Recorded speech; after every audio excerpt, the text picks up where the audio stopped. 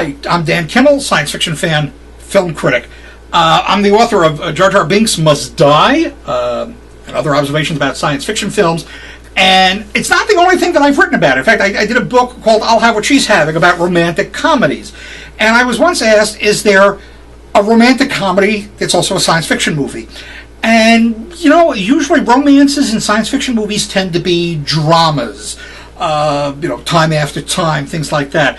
But there is a great romantic comedy. It's also a science fiction film that works as both, and most people don't know it because it came out in 2001, and it came and went and nobody saw it. It's called Happy Accidents. It stars Marissa Tomei and Vincent D'Onofrio. She's a 30-something. She's going through a lot of bad relationships, and you can tell that the filmmaker is one of us, a science fiction fan, because the girlfriends get together every time they break up a relationship, and they take a picture of the ex-boyfriend and they put it into a shoebox that's marked The X-Files.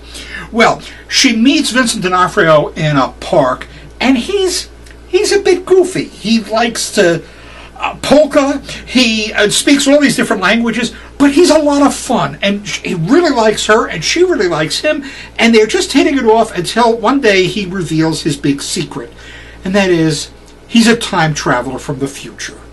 Well, I'm not going to tell you where the rest of the story goes, but it's delightful, it's funny, it's inventive, it works as a science fiction film, and it works as a romantic comedy, and it has some wonderful stuff in it.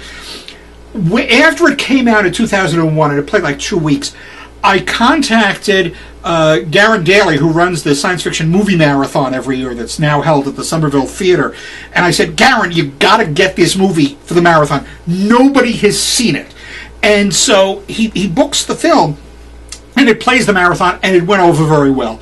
And he tells me this great story. He says he calls up the film's distributor. It was sort of like at the end of the film's run. And he says, I need to book this film for a film festival. I just need it for one showing. It's a science fiction film festival. And he said there's this dead silence on the other end of the line because the movie had flopped, and who would want to book it for a film festival? And finally, the woman at the other end of the line goes, science fiction.